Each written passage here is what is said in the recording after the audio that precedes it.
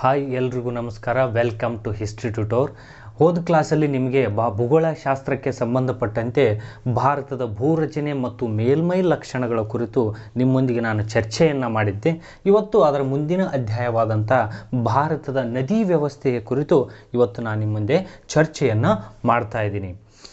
ಭಾರತದಲ್ಲಿ ನದಿಗಳ ಮತ್ತು ಉಪನದಿಗಳ ಹುಟ್ಟು ಮತ್ತು ಅಭಿವೃದ್ಧಿಯನ್ನು ನಾವು ನದಿ ವ್ಯವಸ್ಥೆ ಅಂಥೇಳಿ ನಾವು ಕರಿತೀವಿ. ಭಾರತದ ನದಿಗಳು ಭಾರತದ ಜನರಿಗೆ ಹಲವಾರು ರೀತಿಯಲ್ಲಿ ಉಪಯೋಗವಾಗಿವೆ. ಇದರಿಂದ ಕೃಷಿಗೆ ಉಪಯೋಗವಾಗಿವೆ, ಅದರಿಂದ ಜಲವಿದ್ಯುತ್ ಉತ್ಪಾದನೆ ಆಗಿದೆ. ಇನ್ನೂ ಹಲವಾರು ವಿವಿಧೋದ್ದೇಶ ನದಿ ಕಣಿವೆ ಯೋಜನೆಗಳಿಂದ ಭಾರತದ ಜನರಿಗೆ ಅದೇನಾಗಿದೆ ಉಪಯೋಗವಾಗಿದೆ. ಹಾಗಾಗಿ ಭಾರತದ ನದಿಗಳು ಅವು ಹರಿಯುವ ಪ್ರದೇಶವನ್ನು ಆಧಾರವಾಗಿಟ್ಟುಕೊಂಡು ಭಾರತದ ನದಿಗಳನ್ನು ನಾವು ಎರಡು ವಿಭಾಗಗಳಾಗಿ ವಿಂಗಡಣೆಯನ್ನು ಮಾಡಿದ್ದೀವಿ. ಅವು ಯಾವುವು ಅಂತ ಹೇಳಿದರೆ ಅದರಲ್ಲಿ ಮೊದಲನೇದು ಯಾವುದು ಅಂದರೆ ಉತ್ತರ ಭಾರತದ ನದಿಗಳು. ಯಾವುದು? ಉತ್ತರ ಭಾರತದ ನದಿಗಳು. ಇನ್ನು ಈ ಉತ್ತರ ಭಾರತದ ನದಿಗಳಿಗೆ ಹಿಮಾಲಯ ನದಿಗಳು ಅಂತಾನೂ ಕೂಡ ಕರೀತಾರೆ. ಏನು? ಹಿಮಾಲಯದ ನದಿಗಳು, ಹಿಮಾಲಯದ ನದಿಗಳು ಅಂತಾನು ಕೂಡ ಇವಕ್ಕೆ ಕರೀತದೆ. ಇನ್ನು ಎರಡನೇದು ಯಾವುದು ಅಂದರೆ ಇದು ಪರ್ಯಾಯ ಪ್ರಸ್ಥಭೂಮಿಯ ನದಿಗಳು. ಯಾವುದು? ಪರ್ಯಾಯ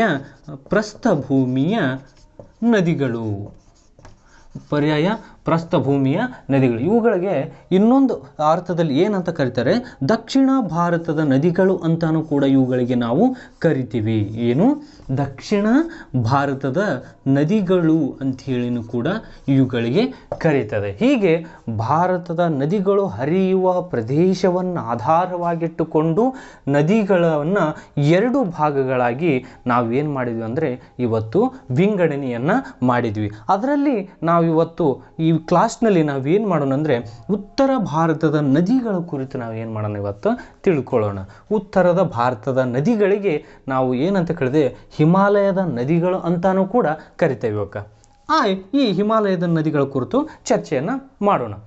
ಈ ಉತ್ತರ ಭಾರತದ ನದಿಗಳು ಇವಕ್ಕೆ ಹಿಮಾಲಯದ ನದಿಗಳು ಅಂತಾನೂ ಕೂಡ ಕರಿತೀವಿ. ಯಾಕೆ ಅಂತಂದರೆ ಇವು ಹಿಮಾಲಯದ ಕರಗುವಿಕೆಯಿಂದ ಹುಟ್ಟಿ ಮುಂದೆ ಏನಾಗ್ತವು? ಹರಿತವು. ಹಾಗಾಗಿ ಇವುಗಳಿಗೆ ಹಿಮಾಲಯದ ನದಿಗಳು ಅಂತಾನೂ ಕೂಡ ಕರಿತೀವಿ. ಈ ಹಿಮಾಲಯದ ನದಿಗಳು ಯಾವ್ಯಾವು ಅಂತ ಹೇಳಿದರೆ ನೋಡೋಣ ಇವಾಗ. ಹಿಮಾಲಯದ ನದಿಗಳು ಅಥವಾ ಉತ್ತರ ಭಾರತದ ನದಿಗಳು, ಅದರಲ್ಲಿ ಒಂದು ಯಾವುದು ಅಂತ ಹೇಳಿದರೆ ಸಿಂಧೂ ನದಿ. ಯಾವುದು? ಸಿಂಧೂ ನದಿ. ಎರಡನೇದು ಯಾವುದು ಅಂತ ಹೇಳಿದರೆ ಗಂಗಾ ನದಿ. ಯಾವುದು? ಗಂಗಾ ನದಿ. ಇನ್ನು ಮೂರನೇದು ಯಾವುದು? ಬ್ರಹ್ಮಪುತ್ರ ನದಿ. ಇನ್ನು ನಾಲ್ಕನೇದು ಯಾವುದು ಅಂತ ಹೇಳಿದರೆ ದಾಮೋದರ್ ನದಿ. ಇಷ್ಟು ಇವು ಉತ್ತರ ಭಾರತದ ನದಿಗಳು ಮತ್ತು ಹಿಮಾಲಯದ ನದಿಗಳು. ಇದರ ಮೊದಲನೇದು ನಾವು ಸಿಂಧೂ ನದಿಯ ಕುರಿತು ನಾವೇನು ಮಾಡೋಣ ತಿಳ್ಕೊಳ್ಳೋಣ.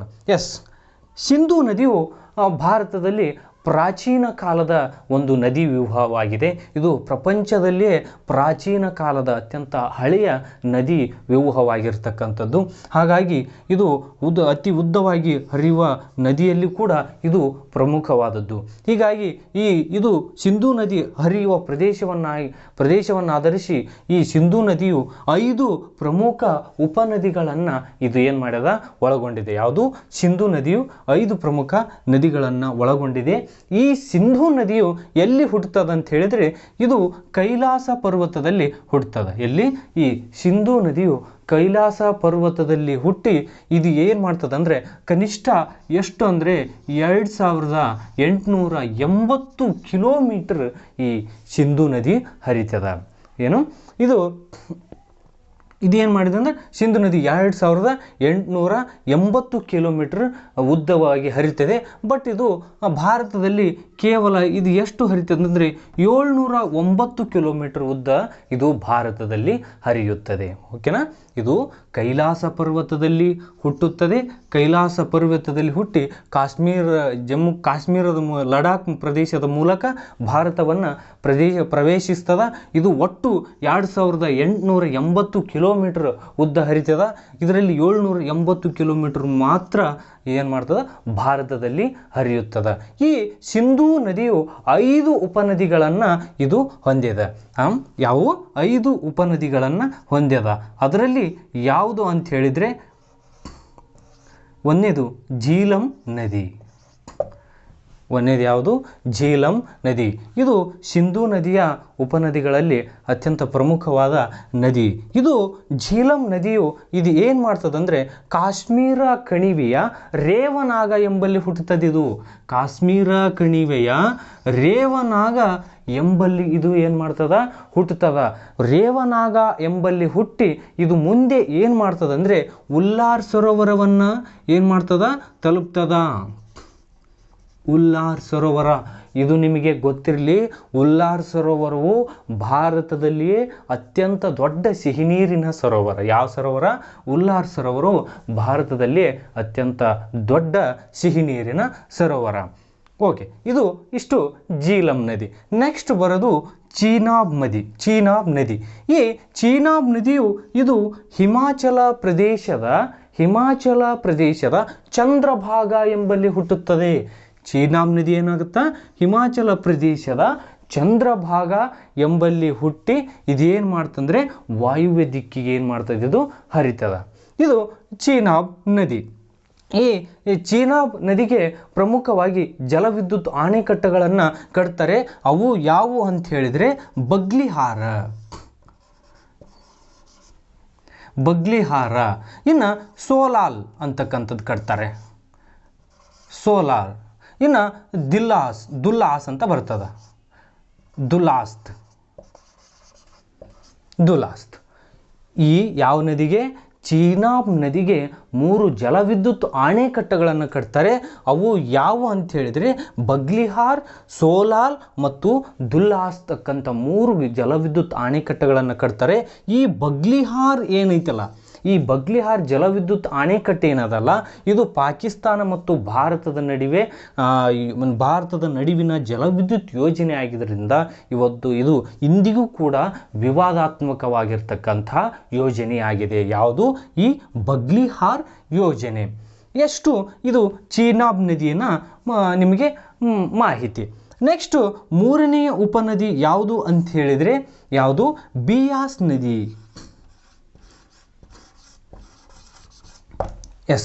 ಬಿಯಾಸ್ ನದಿಯು ಇದು ಕೂಡ ಸಿಂಧೂ ನದಿಯ ಉಪನದಿಗಳಲ್ಲಿ ಒಂದಾಗಿರ್ತಕ್ಕಂಥದ್ದು. ಯಾವುದು? ಸಿಂಧೂ ನದಿಯ ಉಪನದಿಗಳಲ್ಲಿ ಒಂದಾಗಿರ್ತಕ್ಕಂಥ. ಇದು ಎಲ್ಲಿ ಹುಟ್ಟುತ್ತದೆ ಅಂದರೆ ಇದು ಬಿಯಾಸ್ ಮುಂಡಾ ಅಂತಕ್ಕಲ್ಲಿ ಹುಟ್ಟುತ್ತದೆ. ಇದು ಎಲ್ಲಿ?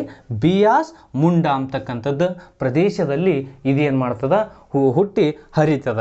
ಇನ್ನು ಇನ್ನೊಂದು ನದಿ ರಾವಿ ನದಿ. ಇದೇನು ಮಾಡ್ತದ? ಇದು ಪ್ರಮುಖ ನದಿಗಳಲ್ಲಿ ರಾವಿ ನದಿಯು ಒಂದು. ಸಿಂಧೂ ನದಿಯ ಉಪನದಿಗಳಲ್ಲಿ ರಾವಿ ನದಿಯು ಕೂಡ ಒಂದು. ಈ ರಾವಿ ನದಿಯು ರೋಟಾಂಗ್ ಕಣಿವೆ ಪ್ರದೇಶದ ಯಾವುದು? ರೋಟಾಂಗ್ ಕಣಿವೆ ಪ್ರದೇಶದ ಕಣಿವೆಗಳಲ್ಲಿನ ಕೂಲು ಬೆಟ್ಟಗಳಲ್ಲಿ ಹುಟ್ಟುತ್ತದೆ. ಇದು ಯಾವುದು? ರಾವಿ ನದಿಯು ಈ ಕೂಲು ಬೆಟ್ಟಗಳಲ್ಲಿ ಇದೇನು ಮಾಡ್ತದ ಹುಟ್ಟುತ್ತದ. ಯಾವುದು? ರಾವಿ ನದಿಯು. ಓಕೆನಾ. ಇದು ರಾವಿ ನದಿ. ಇನ್ನು ನೆಕ್ಸ್ಟ್ ಬರ್ತಕ್ಕಂಥದ್ದು ಯಾವ ನದಿ? ಸಟ್ಲೇಜ್ ನದಿ. 5ನೇ ಉಪನದಿ ಪ್ರಮುಖ ನದಿ ಯಾವುದು? ಸಟ್ಲೇಜ್ ನದಿ. ಈ ಸಟ್ಲೇಜ್ ನದಿ ಎಲ್ಲಿ ಹುಟ್ಟುತ್ತದ ಅಂತ ಹೇಳಿದರೆ ಇದು ಏನು ಮಾಡ್ತಾರೆ? ಇದು ಚೀನಾದ ರಾಕಾಸ್ ಸರೋವರದಲ್ಲಿ ಹುಟ್ಟುತ್ತದೆ. ಇದು ಸಟ್ಲೇಜ್ ನದಿ ಎಲ್ಲಿ ಹುಟ್ಟುತ್ತದ? ಚೀನಾದ ರಾಕಾಸ್ ಸರೋವರದಲ್ಲಿ ಹುಟ್ಟಿ ಹಿಮಾಚಲ ಪ್ರದೇಶದ ಶಿಪ್ಕಿಲಾ ಕಣಿವೆ ಮಾರ್ಗ ಮೂಲಕವಾಗಿ ಇದು ಭಾರತವನ್ನು ಪ್ರವೇಶಿಸ್ತದ. ಶಿಪ್ಕಿಲಾ ಕಣಿವೆ ಮಾರ್ಗದ ಮೂಲಕ ಇದು ಭಾರತವನ್ನು ಪ್ರದೇಶಿಸ್ತದೆ. ಇನ್ನೊಮ್ಮೆ ಹೇಳ್ತೀನಿ, ಸಟ್ಲೇಜ್ ನದಿಯು ಇದು ರಾಕಾ ಸರೋವರದಲ್ಲಿ ಹುಟ್ಟಿ ಯಾವುದು ಹಿಮಾಚಲ ಪ್ರದೇಶದ ಶಿಪ್ಕಿಲಾ ಕಣಿವೆ ಮೂಲಕ ಸಂಪೂರ್ಣವಾಗಿ ಭಾರತವನ್ನು ಪ್ರವೇಶಿಸ್ತದ. ಇದು ಬಾಕ್ರಾ ಕಂದರದ ಸಮೀಪ ಬಂದಾಗ ಅಲ್ಲಿ ಒಂದು ಆಣೆಕಟ್ಟನ್ನು ಕಟ್ತಾರೆ. ಆ ಆಣೆಕಟ್ಟು ಯಾವುದು ಅಂತ ಹೇಳಿದ್ರೆ ಬಾಕ್ರಾನಂಗಲ್ ಆಣೆಕಟ್ಟು. ಇದು ಯಾವ ನದಿಗೆ ಕಟ್ತಾರೆ? ಸಟ್ಲೇಜ್ ನದಿಗೆ. ಬಾಕ್ರಾ ಕಂದರದ ಸಮೀಪ ಬಾಕ್ರಾನಂಗಲ್ ಆಣೆಕಟ್ಟನ್ನು ಕಟ್ತಾರೆ. ಆ ಬಾಕ್ರಾನಂಗಲ್ ಆಣೆಕಟ್ಟು ವಿವಿಧೋದ್ದೇಶ ನದಿ ಕಣಿವೆ ಯೋಜನೆಯಾಗಿದ್ದು ಇದರಿಂದ ಬಹಳಷ್ಟು 3 ರಾಜ್ಯದ ಜನರು ಉಪಯೋಗವನ್ನು ಪಡೆದುಕೊಳ್ತಾರೆ. ಯಾವ ರಾಜ್ಯದ ಅಂತ ಹೇಳಿದರೆ ಅದು ಯಾವುದಂತ ಹೇಳಿದರೆ ಹರಿಯಾಣ. ಒಂದನೇದು ಯಾವುದು? ಹರಿಯಾಣ ರಾಜ್ಯದ ಜನತೆ ಇದರ ಉಪಯೋಗವನ್ನು ಪಡ್ಕೊಳ್ತಾರೆ. ಮತ್ತು ಪಂಜಾಬ್ನ ಜನತೆ ಈ ನದಿಯ ಉಪಯೋಗವನ್ನು ಪಡ್ಕೊಳ್ತಾರೆ, ಪಂಜಾಬ್ನ ಜನರು. ಇನ್ನು ರಾಜಸ್ಥಾನದ ಜನರು ಕೂಡ ಈ ಬಾಕ್ರಾನಂಗಲ್ ಇದು ವಿವಿಧೋದ್ದೇಶ ನದಿ ಕಣಿವೆ ಯೋಜನೆಯ ಉಪಯೋಗವನ್ನು ಪಡ್ಕೊಳ್ತಾರೆ. ಯಾರ್ಯಾರು? ಹರಿಯಾಣ, ಪಂಜಾಬ್, ರಾಜಸ್ಥಾನದ ಜನರಿಗೆ ಬಾಕ್ರಾನಂಗಲ್ ಆಣೆಕಟ್ಟು ಏನಾಗೈತಿ ಇವತ್ತು ಉಪಯೋಗವಾಗಿದೆ. ಇನ್ನು ಈ ಬಾಕ್ರಾನಂಗಲ್ ಐತಲ್ಲ, ಇದು ಬಾಕ್ರಾನಂಗಲ್ ಆಣೆಕಟ್ಟು ಭಾರತದಲ್ಲಿಯೇ 2ನೇ ಅತಿ ಎತ್ತರದ ಆಣೆಕಟ್ಟಾಗಿದೆ. ಬಾಕ್ರಾನಂಗಲ್ ಆಣೆಕಟ್ಟು ಭಾರತದಲ್ಲಿಯೇ 2ನೇ ಅತಿ ಎತ್ತರದ ಆಣೆಕಟ್ಟು ಆಗಿದೆ. ಇವು ಏನಂದರೆ ಸಿಂಧೂ ನದಿಯ ಉಪನದಿಗಳು. ಯಾವ್ಯಾವ ನದಿಗಳವು? ಝೀಲಂ ನದಿ, ಓಕೆ, ಚೀನಾಬ್ ನದಿ, ಬಿಯಾಸ್ ನದಿ, ರಾವಿ ನದಿ, ಸಟ್ಲೇಜ್ ನದಿ. ಇವಿಷ್ಟು ಸಿಂಧೂ ನದಿಯ ಉಪನದಿಗಳಿವು. ಓಕೆನಾ? ಸಿಂಧೂ ನದಿಯ ಅದರ ಹುಟ್ಟು, ಅದರ ಹರಿವಿಕೆ, ಆಮೇಲೆ ಅದರ ಉಪನದಿಗಳನ್ನು ಕೂಡ ನಾನು ನಿಮಗೆ ಹೇಳಿದ್ದೀನಿ. ಅದು ಸಿಂಧೂ ನದಿ. ಇಷ್ಟು ಕಿರು ಮಾಹಿತಿ ನಿಮಗೆ. ನೆಕ್ಸ್ಟ್ ಬರತಕ್ಕಂಥ ಉತ್ತರ ಭಾರತದ ನದಿಗಳಲ್ಲಿ ಪ್ರಮುಖ ನದಿ ಯಾವುದು ಅಂತ ಹೇಳಿದರೆ ಅದು ಯಾವುದು ಅಂತ ಹೇಳಿದರೆ ಗಂಗಾ ನದಿ. ಯಾವುದದು? ಗಂಗಾ ನದಿ. ಈ ಗಂಗಾ ನದಿಯು ಕೂಡ ಉತ್ತರ ಭಾರತದಲ್ಲಿರುವಂಥ ಹರಿಯುವಂಥ ನದಿಗಳಲ್ಲಿ ಬಹುಮುಖ್ಯವಾಗಿರ್ತಕ್ಕಂಥದ್ದು. ಓಕೆನಾ? ಈ ಗಂಗಾ ನದಿಯು ಭಾರತದ ಅತಿ ಉದ್ದವಾದ ನದಿನೂ ಅಂತಾರ ಕರೀತಾರೆ. ಇದು ಭಾರತದ ಜೀವ ನದಿಯಾಗಿರೋದ್ರಿಂದ ಇದನ್ನು ಭಾರತದ ರಾಷ್ಟ್ರೀಯ ನದಿ ಅಂಥೇಳಿ ಇದನ್ನು ಕರೀತಾರೆ. ಏನನ್ನು? ಈ ಗಂಗಾ ನದಿಯನ್ನು ಭಾರತದ ರಾಷ್ಟ್ರೀಯ ನದಿ ಅಂಥೇಳಿ ಇದನ್ನು ಕರೀತಾರೆ. ಇದು 2 ಜಲಮೂಲಗಳನ್ನು ಹೊಂದಿದೆ. ಯಾವುದು? ಈ ಗಂಗಾ ನದಿ ಏನಾಗಿದೆ 2 ಜಲಮೂಲಗಳನ್ನು ಹೊಂದಿದೆ. ಅವು ಯಾವುವು ಅಂತ ಹೇಳಿದರೆ ಒಂದು ಭಾಗೀರಥಿ, ಇನ್ನೇನು ಭಾಗೀರಥಿ ಮತ್ತು ಅಲ್ಕಾನಂದ. ಇದು ಗಂಗಾ ನದಿಯು ಭಾಗೀರಥಿ ಮತ್ತು ಅಲ್ಕಾನಂದ 2 ಜಲಮೂಲಗಳನ್ನು ಹೊಂದಿದೆ. ಈ ಭಾಗೀರಥಿ ನದಿಯು ಎಲ್ಲಿ ಹುಟ್ಟುತ್ತೆ ಅಂತ ಕೇಳಿದರೆ ಭಾಗೀರಥಿ ನದಿಯು ಗಂಗೋತ್ರಿ ಎಂಬಲ್ಲಿ ಹುಟ್ಟುತ್ತದೆ. ಇದು ಯಾವುದು? ಭಾಗೀರಥಿ ನದಿ ಗಂಗೋತ್ರಿ ಎಂಬಲ್ಲಿ ಹುಟ್ಟುತ್ತದೆ. ಈ ಅಲ್ಕಾ ನದಿಯು ಬದ್ರಿನಾಥದ ಸಮೀಪ ಹುಟ್ಟುತ್ತದೆ. ಇದು ಎಲ್ಲಿ ಹುಟ್ಟುತ್ತದೆ? ಇದು ಬದ್ರಿನಾಥದ ಸಮೀಪ ಹುಟ್ಟುತ್ತದೆ. ಬದ್ರಿನಾಥ ಸಮೀಪ ಹುಟ್ಟಿ ಇವು ಏನು ಮಾಡ್ತದೆ? ಅಲಹಾಬಾದ್ ಸಮೀಪ ಇವೆರಡು ಸೇರ್ತವೆ. ಯಾವುವು? ಈ ಭಾಗೀರಥಿ ಮತ್ತು ಅಲ್ಕಾನಂದ 2 ನದಿಗಳು ಏನು ಮಾಡ್ತವೆ? ಮುಂದೆ ಅಲಹಾಬಾದ್ನಲ್ಲಿ ಅಥವಾ ದೇವಪ್ರಯಾಗ್ನಲ್ಲಿ ಇವು ಕೂಡಿ ಮುಂದೆ ಗಂಗಾ ನದಿಯಾಗಿ ಇವೇನು ಮಾಡ್ತದ? ಹರಿತದ. ಓಕೆನಾ? ಗಂಗಾ ನದಿಯಾಗಿ ಪಶ್ಚಿಮ ಬಂಗಾಳದ ಬಿಹಾರದ ಮೂಲಕ ಬಾಂಗ್ಲಾದೇಶವನ್ನು ತಲುಪ್ತದ. ಯಾವುದು? ಈ ಗಂಗಾ ನದಿಯು ಬಾಂಗ್ಲಾದೇಶದ ಮೂಲಕ ಸಾಗ್ತದ. ಇದು ಬಾಂಗ್ಲಾದೇಶದಲ್ಲಿ ಈ ಗಂಗಾ ನದಿಯನ್ನು ಏನಂತ ಕರೀತಾರೆ ಅಂತ ಹೇಳಿದರೆ ಪದ್ಮಾ ಎಂಬ ಹೆಸರಿನಿಂದ ಕರೀತಾರೆ. ಯಾವುದು? ಪದ್ಮಾ ಎಂಬ ಹೆಸರಿನಿಂದ ಈ ಗಂಗಾ ನದಿಯನ್ನು ಬಾಂಗ್ಲಾದೇಶದಲ್ಲಿ ಕರೀತಾರೆ. ಇದು ಮುಂದೆ ಏನು ಮಾಡ್ತದೆ? ಬಾಂಗ್ಲಾದೇಶದ ಮೂಲಕವಾಗಿ ಬಂಗಾಳ ಕೊಲ್ಲಿಯನ್ನು ಇದು ಸೇರ್ತದೆ. ಇನ್ನು ನಿಮಗೆ ಇದ್ರ ಬಗ್ಗೆ ಹೇಳಬೇಕಂತ ಹೇಳಿದರೆ ಇದು ಕೂಡ 2500 ಕಿಲೋಮೀಟರ್ ಉದ್ದವನ್ನು ಇದು ಏನು ಮಾಡ್ಯದ? ಭಾರತದಾದ್ಯಂತ ಉದ್ದವನ್ನು ಹೊಂದ್ಯದ, ವಿಸ್ತಾರವನ್ನು ಹೊಂದ್ಯದ. ಹಾಗಾಗಿ ಇದನ್ನು ಭಾರತದ ರಾಷ್ಟ್ರೀಯ ನದಿ ಅಂಥೇಳಿ ಕರೀತಾರೆ. ಈ ಗಂಗಾ ನದಿಗೆ ಹಲವಾರು ಉಪನದಿಗಳಿದ್ದು ಅವುಗಳನ್ನು 2 ಪ್ರಕಾರಗಳಾಗಿ ನಾವು ವಿಂಗಡಿಸಿದ್ದೀವಿ. ಅವುಗಳನ್ನು 2 ಪ್ರಕಾರಗಳಾಗಿ ನಾವೇನು ಮಾಡಿದ್ದೀವಿ, ವಿಂಗಡಿಸಿದ್ದೀವಿ ಅಂತ ಹೇಳ್ಬಿಟ್ಟು. ಅವು ಯಾವ್ಯಾವ ಅಂತ ಹೇಳಿದ್ರೆ, ಫಸ್ಟು ಬಲದಂಡೆ ಉಪನದಿಗಳು,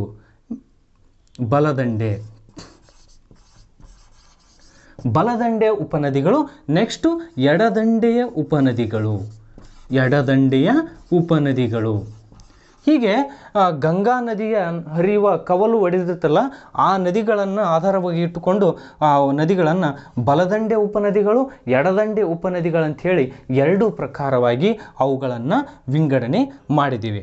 ಇನ್ನು ಫಸ್ಟ್ ಬರ್ತಕ್ಕಂಥದ್ದು ಯಾವುದು, ಎಡದಂಡೆಯ ಉಪನದಿಗಳನ್ನು ನಾವು ನೋಡೋಣ. ಗಂಗಾ ನದಿಯ ಎಡದಂಡೆ ಉಪನದಿಗಳನ್ನು ನೋಡೋದಾದರೆ, ಈ ಎಡದಂಡೆಯ ಗಂಗಾ ನದಿ ಉಪನದಿಗಳು ಯಾವುವು ಅಂತ ಹೇಳಿದ್ರೆ, ಘಾಗ್ರಾ, ಇನ್ನೊಂದು ಗಂಡಕ್. ಯಾವುದು, ಗಂಡಕ್. ನೆಕ್ಸ್ಟು ಗೋಮತಿ,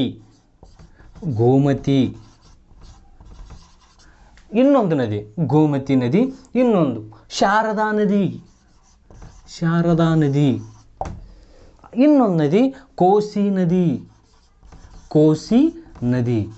ಇಷ್ಟು ಗಂಗಾ ನದಿಯ ಎಡದಂಡೆಯ ಉಪನದಿಗಳು ಯಾವ್ಯಾವು, ಘಾಗ್ರಾ ನದಿ, ಗಂಡಕ್ ನದಿ, ಗೋಮತಿ ನದಿ, ಶಾರದಾ ನದಿ, ಕೋಸಿ ನದಿ.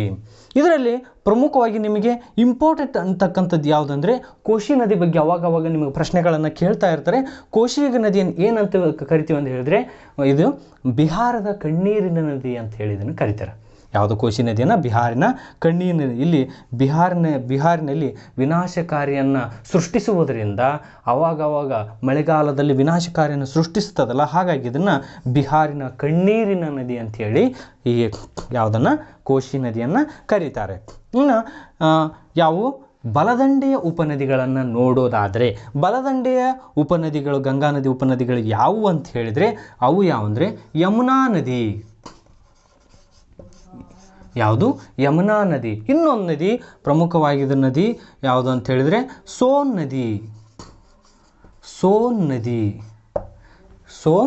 ನದಿ.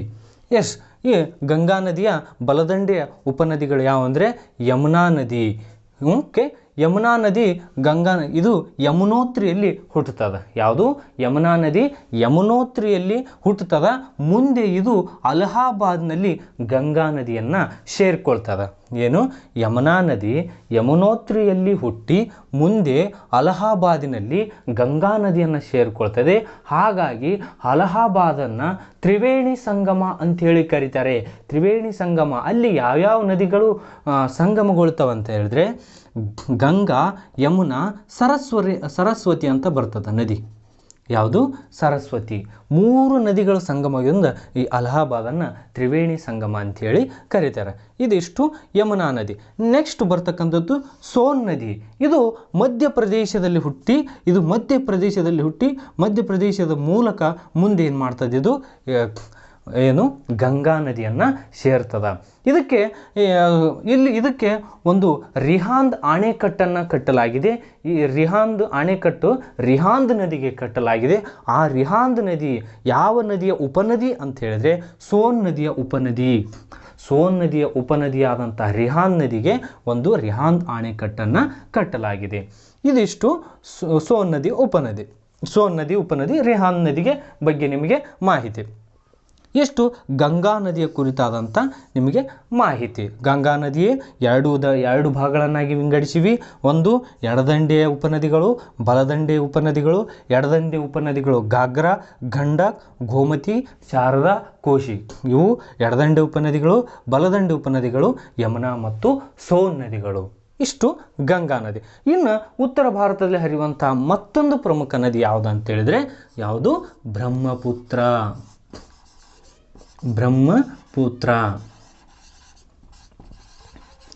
ಎಸ್, ಬ್ರಹ್ಮಪುತ್ರ ನದಿಯು ಕೂಡ ಪ್ರಪಂಚದ ನದಿ ವ್ಯೂಹಗಳಲ್ಲೇ ಅತ್ಯಂತ ದೊಡ್ಡ ನದಿ ವ್ಯೂಹನೂ ಕೂಡ ಹೌದು. ಹಾಗಾಗಿ ಉತ್ತರ ಭಾರತದ ನದಿಗಳಲ್ಲಿ ಕೂಡ ಇದು ಒಂದು ನದಿ ಕೂಡ ಪ್ರಮುಖವಾಗಿರ್ತಕ್ಕಂಥದ್ದು. ಈ ನದಿಯು ಎಷ್ಟು ಕಿಲೋಮೀಟರ್ ಉದ್ದವನ್ನು ಹರಿತದಂಥ ಒಟ್ಟು ವಿಸ್ತಾರ ಅಂತ ಹೇಳಿದರೆ, ಇದು 2860 50 ಕಿಲೋಮೀಟರ್ ಉದ್ದವನ್ನು ಹರಿಯುತ್ತದೆ. ಯಾವುದು? ಈ ಬ್ರಹ್ಮಪುತ್ರ ನದಿ. ಇದು ಭಾರತದಲ್ಲಿ ಎಷ್ಟು ಉದ್ದವನ್ನು ಹರಿತದಂತ ನೀವು ಕೇಳಿದಿನ ಅಂದರೆ ಇದು 705 ಕಿಲೋಮೀಟರ್ ಮಾತ್ರ ಹರಿತದ ಭಾರತದಲ್ಲಿ. ಎಷ್ಟು ಕಿಲೋಮೀಟರು? ಬ್ರಹ್ಮಪುತ್ರ ನದಿ 705 ಕಿಲೋಮೀಟರ್ ಮಾತ್ರ ಇದು ಭಾರತದಲ್ಲಿ ಹರಿತದೆ. ಒಟ್ಟು ಉದ್ದ 2850 ಕಿಲೋಮೀಟರ್ ಉದ್ದವನ್ನು ಹೊಂದಿದೆ ಅಂತಕ್ಕಂಥದ್ದು. ಇದು ಹುಟ್ಟೋದು ಎಲ್ಲಿ ಅಂತ ನೀವು ಕೇಳಿದರೆ ಇದು ಚೀನಾದ ಚಿಮಯಾಂಗ್ಡಂಗ್. ಯಾವುದು? ಚೀನಾದ ಚಿಮಯಾಂಗ್ಡಂಗ್. ಚೀನಾದ ಚಿಮಯಾಂಗ್ಡಂಗ್ನಲ್ಲಿ ಯಾವುದು? ಬ್ರಹ್ಮಪುತ್ರ ನದಿ ಹುಡ್ತದ. ಇದು ಏನು ಮಾಡ್ತದ? ಇದು ಅರುಣಾಚಲ ಪ್ರದೇಶದ ಮೂಲಕವಾಗಿ ಇದೇನು ಮಾಡ್ತದ? ಇದು ಭಾರತವನ್ನು ಪ್ರವೇಶಿಸ್ತದ. ಯಾವುದು? ಈ ಬ್ರಹ್ಮಪುತ್ರ ನದಿ. ಇದು ಎಲ್ಲಿ ಹುಡ್ತದ? ಚಿಮಯಾಂಗ್ಡಂಗ್ ಎಂಬಲ್ಲಿ ಹುಡ್ತದ. ಇದನ್ನು ಏನು ಚೀನಾದಲ್ಲಿ ಏನು ಅಂತ ಕರೀತಾರೆ ಅಂತ ಹೇಳಿದಾದರೆ ಅದು ಇಂಪಾರ್ಟೆಂಟು. ಸಾಂಗ್ಪೋ ಅಂಥೇಳಿ ಕರೀತಾರೆ ಇದನ್ನು. ಚೀನಾದಲ್ಲಿ ಏನಂತ ಕರೀತಾರೆ? ಸಾಂಗ್ಪೋ. ಚೀನಾದಲ್ಲಿ ಸಾಂಗ್ಪೋ ಅಂತ ಹೇಳಿ ಕರೀತಾರೆ. ಇದನ್ನು ಬಾಂಗ್ಲಾದೇಶದಲ್ಲಿ ಬ್ರಹ್ಮಪುತ್ರ ನದಿಯನ್ನು ಏನಂತ ಕರೀತಾರೆ ಅಂತ ಹೇಳಿದರೆ ಅದು ಯಾವುದು ಅಂತ ಹೇಳಿದರೆ ಜಮುನಾ. ಜಮುನಾ. ಬಾಂಗ್ಲಾದೇಶದಲ್ಲಿ ಜಮುನಾ ಅಂಥೇಳಿ ಕರೀತಾರೆ. ಇದನ್ನು ಏದು ಸಾಂಗ್ಪೋ ಅಂಥೇಳಿ ಚೀನಾದಲ್ಲಿ ಇದನ್ನು ಕರೀತಾರೆ. ಇನ್ನು ಬ್ರಹ್ಮಪುತ್ರ ನದಿ ಎಲ್ಲಿ ಹುಡ್ತದೆ ಅಂತ ಹೇಳಿದ ನಿಮಗೆ ಚಿಮಯಾಂಗ್ಡಂಗ್ನಲ್ಲಿ ಇದು ಹುಡ್ತದ. ಇದು ಏನು? ಇಷ್ಟು ಈ ಬ್ರಹ್ಮಪುತ್ರ. ಇನ್ನು ಬ್ರಹ್ಮಪುತ್ರ ನದಿಯು ಕೂಡ ಕೆಲವೊಂದು ಉಪನದಿಗಳನ್ನು ಹೊಂದಿದೆ. ಅದು ಯಾವುದು ಅಂತ ಹೇಳಿದರೆ ಇನ್ನೊಂದು ಮಾನಸ ಅಂತ ಬರ್ತದೆ. ಮಾನಸ, ಧನ್ಸೀರ್,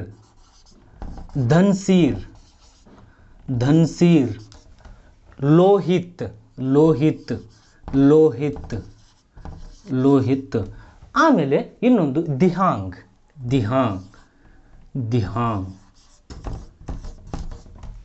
ಮಾನಸ, ಆಮೇಲೆ ಧನ್ಸೀರ್, ಲೋಹಿತ್, ದಿಹಾಂಗ್. ಇಷ್ಟು ಏನು ಮಾಡ್ತದ? ಇದು ಮಾನಸ ಅಲ್ಲ, ಮನ್ಸೀರ್, ಧನ್ಸೀರ್, ಲೋಹಿತ್, ದಿಹಾಂಗ್ ಇನ್ನು ಮುಂತಾದ ಉಪನದಿಗಳನ್ನು ಈ ಬ್ರಹ್ಮಪುತ್ರ ನದಿಯು ಏನು ಮಾಡ್ಯದ? ಒಳಗೊಂಡದ ಅಂತಕ್ಕಂಥದ್ದು. ಇದು ಇಷ್ಟು ಏನದ? ಬ್ರಹ್ಮಪುತ್ರ ನದಿ. ಇನ್ನು ನೆಕ್ಸ್ಟ್ ಬರುವಂಥದ್ದು ದಾಮೋದರ್ ನದಿ. ಇದು ದಾಮೋದರ್ ನದಿ. ಇನ್ನೇದು ಯಾವುದು? ದಾಮೋದರ್ ನದಿ ಅಂತಕ್ಕಂಥದ್ದು. ನೆಕ್ಸ್ಟ್ ಯಾವುದು? ದಾಮೋದರ್ ನದಿ. ಮೂರನೇದು ಬ್ರಹ್ಮಪುತ್ರ ಅಂತ ಹೇಳಿದೆ, ಬ್ರಹ್ಮಪುತ್ರ. ನೆಕ್ಸ್ಟ್ ನಾಲ್ಕನೇದು ಯಾವುದು ಅಂತ ಹೇಳಿದರೆ ದಾಮೋದರ್. ಈ ದಾಮೋದರ್ ನದಿಯು ಕೂಡ ಉತ್ತರ ಭಾರತದಲ್ಲಿ ಹರಿಯುವಂಥ ನದಿಗಳಲ್ಲಿ ಕೂಡ ಇದು ಒಂದು ನದಿ ಪ್ರಮುಖವಾದದ್ದು. ಇದು ಛೋಟಾ ನಾಗ್ಪುರ್ ಪ್ರಸ್ಥಭೂಮಿಯಲ್ಲಿ ಉಗಮ ಹೊಂದಿ ಇದು ಏನಾಗ್ತದ? ಮುಂದೆ ಹರಿತದ. ಓಕೆ, ಛೋಟಾ ನಾಗ್ಪುರ್ ಪ್ರಸ್ಥಭೂಮಿಯಲ್ಲಿ ಹರಿತದ. ಇದಕ್ಕೆ ಇದು ಒಂದು ಕೂಡ ಇದು ಕಣ್ಣಿನ ಇದನ್ನು ಪಶ್ಚಿಮ ಬಂಗಾಳದ ಮೂಲಕ ಹರಿತಾರೆ. ಇದನ್ನು ಪಶ್ಚಿಮ ಬಂಗಾಳದ ಮೂಲಕ ಇದೇನು ಮಾಡ್ತದ? ಮುಂದೆ ಬಂಗಾಳ ಕೊಲ್ಲಿಯನ್ನು ಸೇರ್ತದ. ಇದನ್ನು ಏನು ಅಂತ ಕರಿತೀವಿ ಅಂತ ಹೇಳಿದರೆ ಪಶ್ಚಿಮ ಬಂಗಾಳದ ಕಣ್ಣೀರಿನ ನದಿ ಅಂಥೇಳಿ ನಾವು ಇದನ್ನು ಕರಿತೀವಿ. ಪಶ್ಚಿಮ ಬಂಗಾಳದ ಕಣ್ಣೀರಿನ ನದಿ ಅಂಥೇಳಿ ಇದನ್ನು ಕರಿತೀವಿ. ಇದೊಂದು ವಿವಿಧೋದ್ದೇಶ ನದಿ ಕಣಿವೆ ಯೋಜನೆಯಾಗಿದ್ದು ಇದು ಏನು ಮಾಡ್ತದೆ ಅಂತಂದ್ರೆ ಇದು ಪಶ್ಚಿಮ ಬಂಗಾಳದ ಜನರಿಗೆ ಉಪಯೋಗವಾಗಿದ್ದರೂ ಕೂಡ ಹಲವಾರು ವಿನಾಶಕಾರಿಯನ್ನು ಉಂಟು ಮಾಡ್ತದೆ. ಹಾಗಾಗಿ ಇದನ್ನು ಪಶ್ಚಿಮ ಬಂಗಾಳದ ಕಣ್ಣೀರಿನ ನದಿ ಅಂತ ಹೇಳಿ ಇದನ್ನು ಕರೀತಾರೆ. ಇದು ಎಲ್ಲಿ? ಛೋಟಾ ನಾಗ್ಪುರ್ ಪ್ರಸ್ಥಭೂಮಿ ಮೂಲಕ ಇದು ಉಗಮಗೊಂಡು ಇದು ಹರಿತದ. ಇದಿಷ್ಟು ಉತ್ತರ ಭಾರತದ ನದಿಗಳು. ಯಾವ್ಯಾವ ಅಂತ ಹೇಳಿದೆ? ಸಿಂಧೂ ನದಿ, ಅದರ ಉಪನದಿಗಳನ್ನು ಹೇಳಿದ್ದೀನಿ. ಗಂಗಾ ನದಿ, ಅದರ ಉಪನದಿಗಳು ಹೇಳಿದ್ದೀನಿ. ಎಡದಂಡೆ ಉಪನದಿಗಳು, ಬಲದಂಡೆ ಉಪನದಿಗಳನ್ನು ಹೇಳಿದ್ದೀನಿ. ನೆಕ್ಸ್ಟು ಬ್ರಹ್ಮಪುತ್ರ ನದಿ, ಅದು ಎಲ್ಲಿ ಹುಡ್ತದ, ಆಮೇಲೆ ಅದರ ಉಪನದಿಗಳನ್ನು ಹೇಳಿದ್ದೀನಿ. ನೆಕ್ಸ್ಟು ದಾಮೋದರ್ ನದಿ. ಇವು ಇಷ್ಟು ಏನಂತ ಹೇಳಿದರೆ ಉತ್ತರ ಭಾರತದ ಪ್ರಮುಖ ನದಿಗಳು. ಇನ್ನು ಮುಂದಿನ ಕ್ಲಾಸ್ನಲ್ಲಿ ನಾವು ದಕ್ಷಿಣ ಭಾರತದ ನದಿಗಳ ಕುರಿತು ಚರ್ಚೆಯನ್ನು ಮಾಡೋಣ. ಧನ್ಯವಾದ.